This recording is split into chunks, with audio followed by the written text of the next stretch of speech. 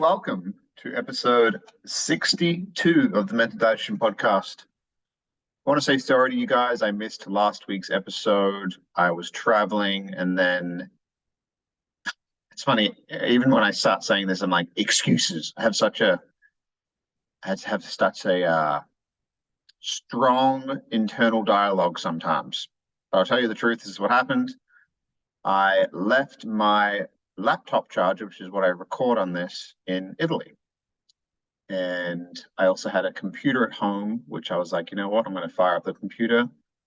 That computer didn't work. I took it to Geek Squad, which is at Best Buy, to try and get it fixed. Still haven't got it back yet. And yesterday I realized that Lexi's Android charger actually charges the computer. So here I am recording after a week of missing an episode. I'm back with episode 62. I'm sorry. It's the first time I've ever missed one. It's never going to happen again. There's things that I could have done. There's always things that you can do. And that's where the internal dialogue comes from, is that there's so many people in this world that make excuses for things. And they're like, oh, well, I couldn't have done that. It's outside of my control. And I think that that's bullshit. Most things you can control in some way or form. Not necessarily control, maybe that's the wrong word.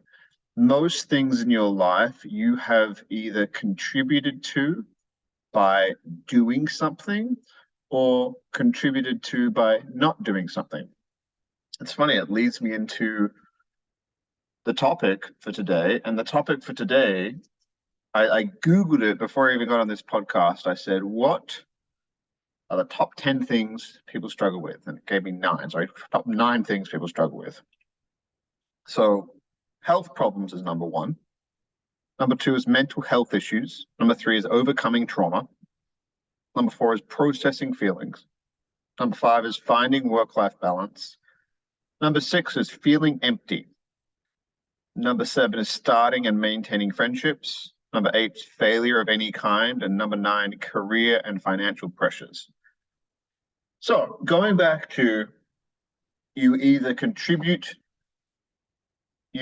allow or create everything in your life. And allowing is basically not doing something. So for example, if somebody gets diabetes in their 50s or 60s, they're like, well, I don't know how this happened. It's like, well, you possibly, this is me being polite, you possibly created it by eating and drinking like crap for the past 40 years. Possibly, maybe. Or people that, a lot of men do this, they get some kind of health issue or some kind of complication, and then they are supposed to follow up with a doctor about it, but then they don't, then all of a sudden it's gotten much worse. It's like, well, that is the example of what you do not do in your life will also contribute to things. It's funny, the number 1 concern that most people face is health issues. And it's so true. It's like, if you've ever been sick, which pretty much every single one of you guys have, or if you had a sore throat, I've had some bad sore throats before where you're like, man, I would do anything right now to go back to my normal throat that doesn't feel like I'm swallowing razor blades. And it's like in those moments where we're struggling with our health, all we don't want money, we don't want a Ferrari, we don't want a Louis Vuitton bag, we don't want to go traveling, we don't want anything except to go back to feeling healthy. So that's why, in my opinion, health is wealth. And real quick, just a question to ask yourself, what are you not doing right now that you think is damaging your health? And what are you currently doing that you need to stop doing, which is potentially damaging your health? Let's just sit with that one for a bit. What are you currently not doing which is damaging your health long term? 10, 20, 30, 40 years from now, you look back on it and be like, I wish I did that more. I'll go first. What am I not doing right now? I am not stretching as much as I should. And the answer used to be, I'm not doing as much cardio, but I do a lot of jujitsu, I do a lot of kickboxing, and that's cardiovascular training. And I'm going to start maybe incorporating a run once a week, just so I'm healthy and fit in every single aspect of life. I want to be able to run, jump, wrestle, kick, punch, lift. I want to be able to jump, like do everything. So that's me. Now, what is something that I am currently doing, which is damaging my health?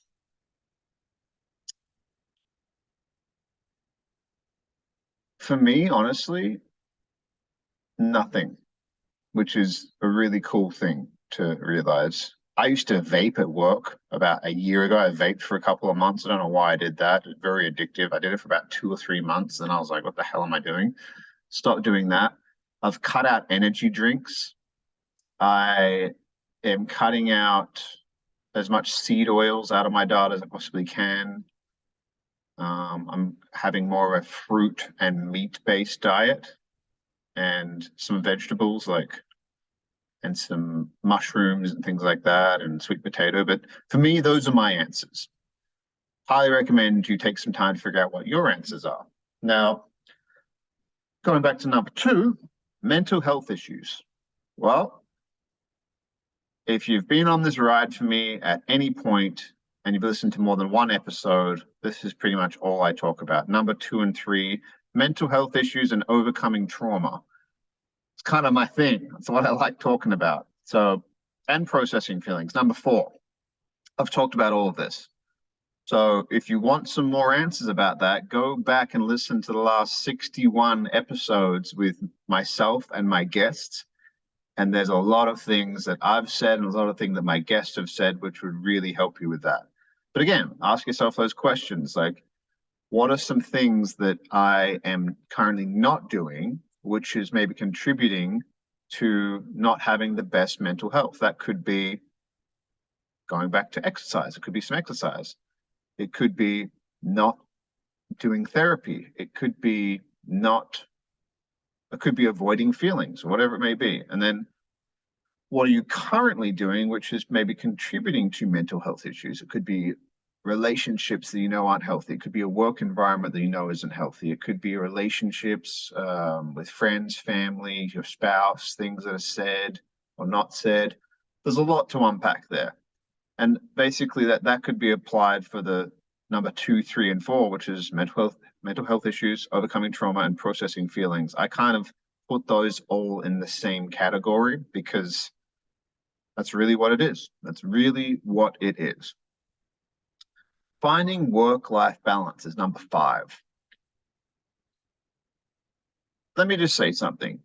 If you are going after something big, you're building a business, you're pursuing a career, you're pursuing being a doctor, a lawyer, an accountant, you are pursuing a sales career, initially, you will not have work-life balance. If you want to achieve anything great, you're not going to have this balance. It's impossible. Because if you had this balance, you'd just be like everybody else. Like if you want to be a professional athlete, there's no balance. You're going to be utterly obsessed to the point where people think you're a little bit insane. Look at people that have achieved anything great. A lot of people have been like, what are you doing? Why are you doing that? What you are doing, I feel uncomfortable watching what you are doing. You make me feel uncomfortable by going and working so much and doing so much. But you can't do that forever. I've spoken about this before. You can't work 20 hours a day for 40 years straight. You have to, like, that's weird. That's strange because, I mean, if you really want to, but if somebody's doing that, it's like you're wasting your whole life pursuing this thing that you may never get to enjoy. And then you have to be like, why am I doing it in the first place? But when most people, to be honest, in society, don't want to achieve being a billionaire, a millionaire. They might say they do, or they might say that they do, but they don't really want to do it. They don't really want it. Most people just want to live a happy, healthy life, spend time with their family. So this work-life balance thing it's important for 95% of society, but for 5% of people that don't want that, you have to understand you will not have balance. But the work-life balance thing, it's like, what does that mean to you? What are you not doing right now, which if you started doing would bring more happiness, more joy to your life and create that balance feeling? A lot of people think that it's strictly just time. It's like, oh, well, if I work 40 hours a week, I have to take off 40 hours a week and do that. That may not necessarily be true.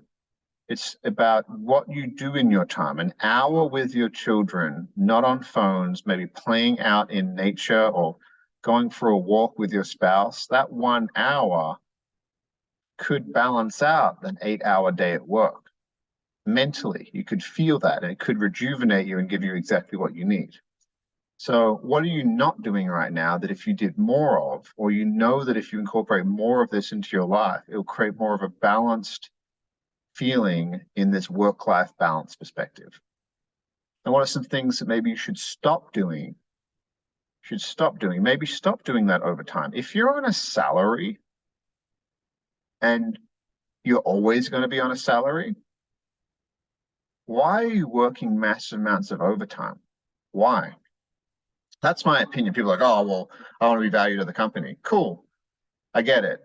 But if you're always going to be on a salary and everybody you work with is on a salary, I don't see the point of killing yourself working crazy amounts of overtime when John, who's next to you, gets paid the same as you. People are like, oh, but I want to be a manager one day. It's like, yeah, okay. Just if it's not creating a balanced feeling in your life and it doesn't feel like you're going anywhere, you're just kind of grinding away, reevaluate that, especially if it's causing you suffering. If it's not causing you suffering, keep doing it, dude. That's fine. Like whatever you want to do. It is your life. But that work-life balance, again, ask yourself that question. What am I allowing to continue and what do I need to stop doing to create more of this feeling of balance, whatever that means to you? Number 6, feeling empty. I take this as not having a passion or purpose or a direction that you are going in. Yeah, I don't know though. It says number 6, feeling empty. Feeling empty, yeah, is usually a feeling of like a lack of direction, a lack of purpose, it's kind of like a ship in the middle of the ocean with no port to sail to. It's like, well, where do I go? Why am I here?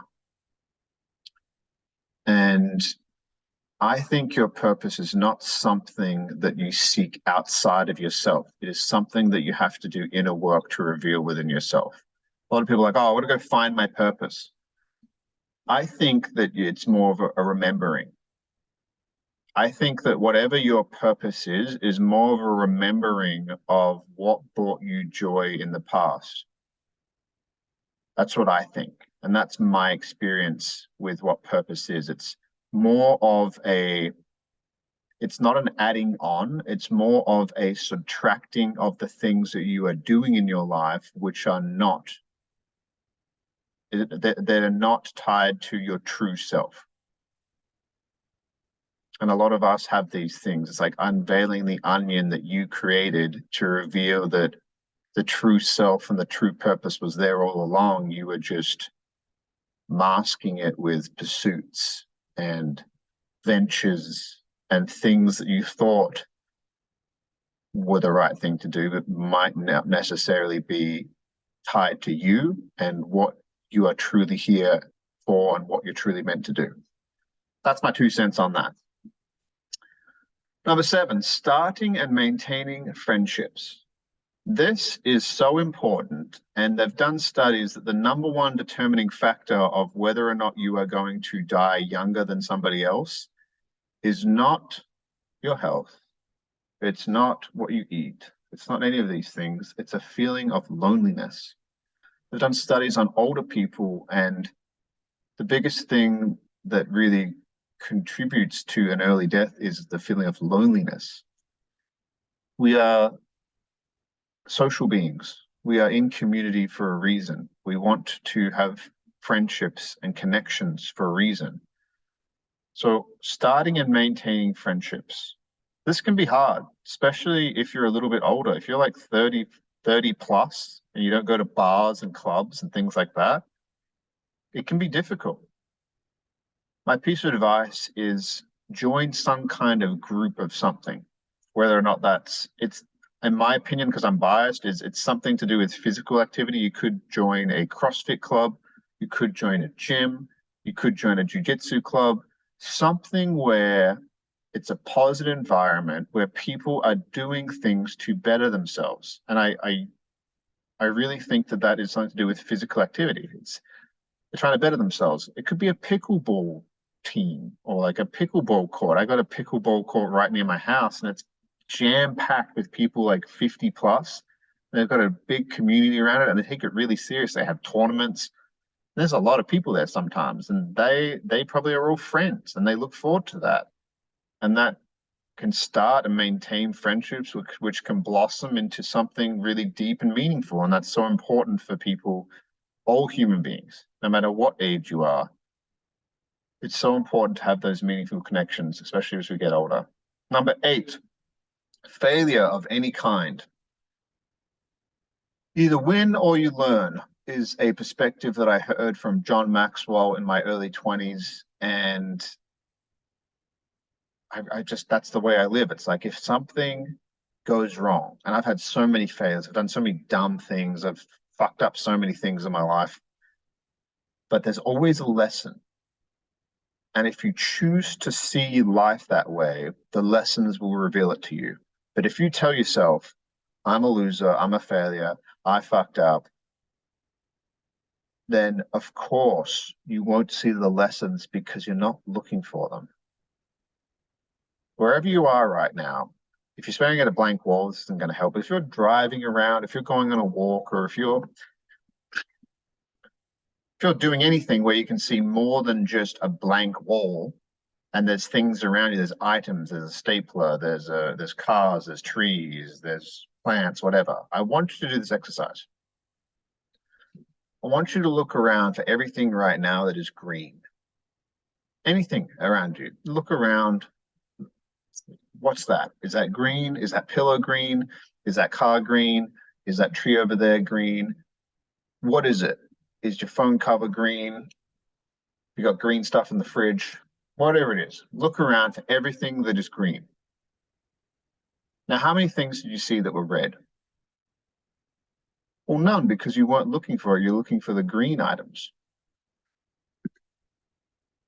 If you are looking for the lessons in your failures, you'll find them. If you see them as failures and you think failures are a personality or they're tied to your character and you don't see them as an event that can be learned from, then it's very hard to see those lessons. So look around for the lessons. They're there. They will help you become better.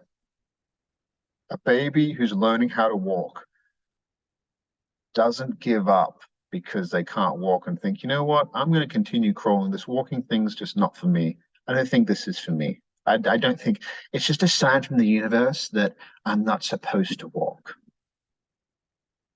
Anyway, number 9, last one, cap it off here. Career and financial pressures. I felt that. We've all felt that. Career and financial pressures. I honestly think that if you're doing the other 8 things, the career and financial pressures will be mitigated, because if you're being true to yourself, you're going to pursue a career that feels meaningful to you. The financial pressures, if you are dialed in with your health, if you're dialed in with other things, you won't accept a certain amount of financial compensation, because you'll be like, you know what, I'm worth more than this. I've done this, this, and this. I'm confident who I am. And I believe this, that how much compensation, how much abundance, whether or not it's financial, relational, physical, spiritual, any way, how much abundance you are creating in your life is directly tied to how much you think you are worth and how much you love yourself. So somebody who's making $10 an hour and is consistently making $10 an hour for the last 10, 20 years, it's a self-image issue, because I can guarantee you they're not happy with that. They probably can't survive on that. They probably can't eat healthy foods on that. They're buying crappy foods, living in crappy neighborhoods, driving crappy cars. It's hard. It's a hard life. And there's a part of them that probably believes that's all they're worth. So the more you elevate your worth by doing these other things, by consistently exercising, by looking after your mental health, by having great relationships, by having positive people that want to be better around you, it'll elevate your self-image, and you'll be like, you know what, I'm not worth $10 an hour. I'm worth much more than that, because it's not about the money. It's about what kind of life do you think that you deserve? And we live in a financial system where money creates that life. It creates that safety. It's a tool. And if you think you're worth $10 an hour, then you are in this system that we're living in. But if you think that you're worth so much more than that and deserve a life that is amazing and full of abundance, and you want to gulp on life, you don't just want to take little tiny sips, and you want to experience all the things that life can provide, then I think that that will help alleviate these career and financial pressures. They're always going to be there. And it's part of growth. Look at a caterpillar. It has to break through the chrysalis. I think that's what it's called. Has to break through to become a butterfly. You have to have pressure at times. There's pressure, there's ebbs and flows, there's seasons in life. But as long as you believe that you are worth more and you are the butterfly, then go be the butterfly. So hope this helps, guys and girls, and whatever you identify as. I don't know these days. People. Hope this helps. And like I said before, sorry I missed an episode last week. It will not happen again. And I love you guys. And I hope you got some value from this podcast. It was fun talking about it. And I look forward to talking about these subjects for many, many, many, many more episodes. Talk to you next week. Bye.